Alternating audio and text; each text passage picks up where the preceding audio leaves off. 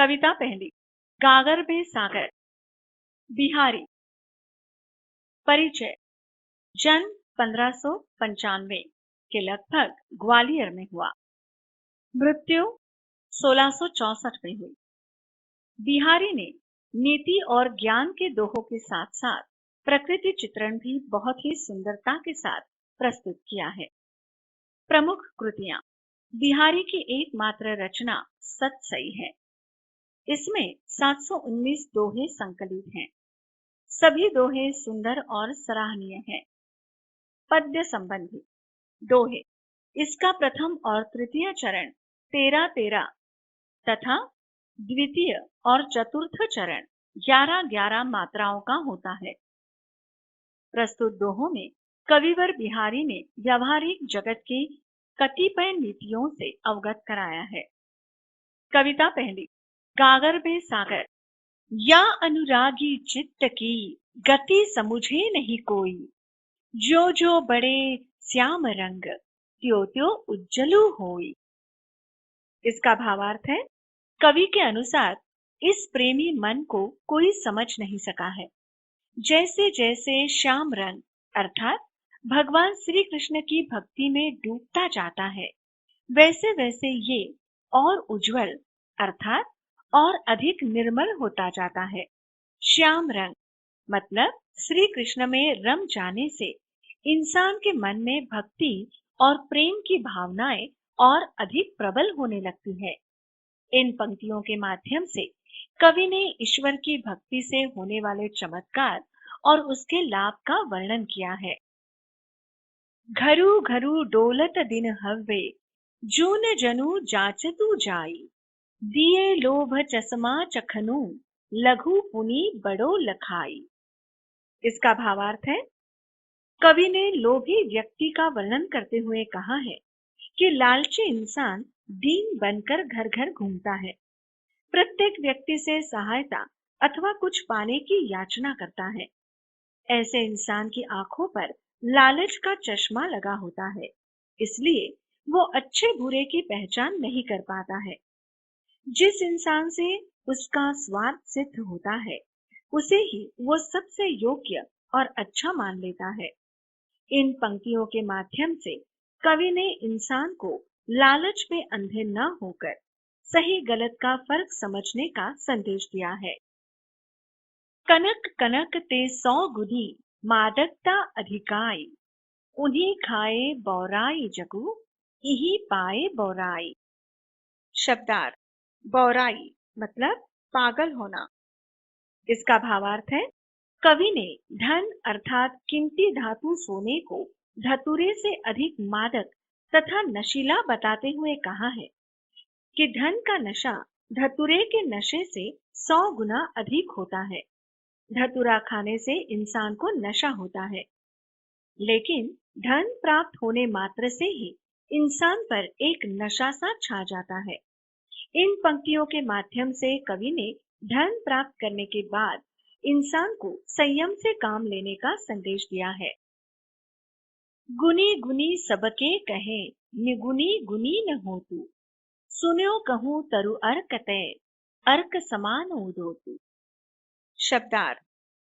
निगुनी मतलब जिसमें गुण नहीं। अर्क मतलब रस, सूर्य, मदार का पौधा। उदोतु मतलब प्रकाशित। इसका भावार्थ है, कवि ने बताया है कि किसी अगुणी अर्थात अयोग्य इंसान को गुणी गुणी कहने मात्र से ही वह गुणी नहीं बन सकता है। कवि ने अर्क मतलब मदार का पेड़ और अर्क मतलब सूर्य का उदाहरण देते हुए पूछा है कि दोनों का समान नाम होने के बाद भी क्या आज तक किसी ने अर्क के पेड़ को कभी सूर्य की तरह प्रकाशमान और चहुं ओर प्रकाश फैलाते हुए देखा है? इन पंक्तियों के माध्यम से कवि ने नाम से अधिक कर्म का महत्व होने का संदेश दिया है। नर की अरु नल नीर की, गति एके करी जोई, जय तो नीचो हव्वे चले, तय तो ऊंचो होई। शब्दार्थ। अरु मतलब और, इसका भावार्थ है, कवि ने नल के पानी और सच्चे इंसान के बारे में बताया है कि इन दोनों की गति एक जैसी ही होती है, अर्थात अंततः इन दोनों का परिणाम एक जैसा ही होता है। नल का पानी भले ही जमीन में कितना ही अधिक नीचे से आगे बढ़े, एक समय ऐसा आता है कि जब वो नल से ऊपर अर्थात बाहर आता है। उसी तरह इंसान जितनी अधिक विनम्रता से नीचे झुकता है, उतना ही अधिक ऊपर उठता है, अर्थात महान बन जाता है। उसे समाज में सम्मान प्राप्त होता है। इन पंक्तियों के माध्यम से कवि ने विनम्रता और परोपकार का संदेश दिया है। अति अगाधु अति औथरो, नदी कूप सरुबाई, सो ताको सागरु जहां, जाकी प्यास बुझाई। शब्दार्थ, सरु मतलब सरोवर। इसका भावार्थ है, कवि ने बताया है कि इस संसार में अधिक गहराई वाली मतलब गहरी और बहुत कम गहराई वाली मतलब छिछली कई नदियां, कुएं, तालाब और बावड़ियां हैं, लेकिन एक प्यासे इंसान के लिए इनमें से वही सागर के समान है जहां उसकी प्यास बुझ जाए। इन पंक्तियों के माध्यम से कवि ने स्पष्ट किया है कि जरूरत के समय इंसान के लिए कोई इंसान या वस्तु छोटी या बड़ी नहीं होती है। बुरो बुराई जो तजे, तो चितु खरो सकातु, जो निर्कलंक मयंकु लखी, गने लोग उत्पातु। शब्दार्थ, निष्कलंक मतलब दोष रहित, मयंकु मतलब चंद्रमा, उत्पातु मतलब आफत, मुसीबत।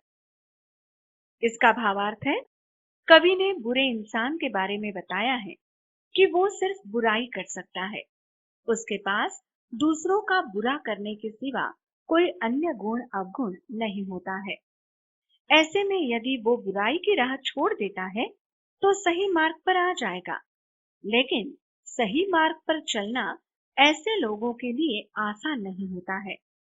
वो इस परिस्थिति में बहुत भयभीत होगा, जैसे लोग बिना दाग के चंद्रमा दिखाई देने की कल्पना कर विनाश के भय से भयभीत हो जाते हैं। कवि ने कलंकित चंद्रमा के उदाहरण से स्पष्ट किया है कि लोगों को दाग वाले चंद्रमा को देखने की आदत पड़ गई है, इसलिए अब वे चंद्रमा का कलंक रहित मुखड़ा देखकर भयभीत हो जाएंगे। ऐसी लोक कथा है कि एक समय ऐसा आएगा जब चंद्रमा पूरी तरह कलंक रहित हो जाएगा। उस दिन धरती पर प्रलय आने की संभावना जताई जाती है। इन पंक्तियों के माध्यम से कवि ने संदेश दिया है कि सही राह पर चलना बुरे लोगों के लिए आसान नहीं होता है। उस राह पर अनेकों कष्ट मिलते हैं। समय समय सुंदर सबे, रूप कुरूप न कोय, मन की रुचि जेती जीते, तीत तेती रुचि होए। इसका भावार्थ है, कवि के अनुसार इस संसार की हर वस्तु खूबसूरत है, सबकी अपनी अपनी विशेषताएं हैं। बस समय समय की बात है कि मन की रुचि जिस वस्तु में होती है वो उसके लिए सुंदर हो जाती है, और जिसमें अरुचि होती है वो कुरूप।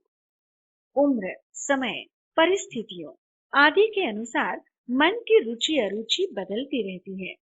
इन पंक्तियों के माध्यम से कवि ने ये संदेश दिया है कि ईश्वर द्वारा बनाए गए इस संसार में कोई भी वस्तु अथवा जीव व्यर्थ अथवा अनुपयोगी नहीं है। सभी अपने भीतर कोई न कोई विशेषता धारण किए हुए हैं। बच्चों, अब इस दोहे को फिर एक बार दोहराते हैं। या अनुरागी चित्त की गति समझे नहीं कोई, जो जो बुढ़े श्याम रंग त्यो तो उज्जल होई।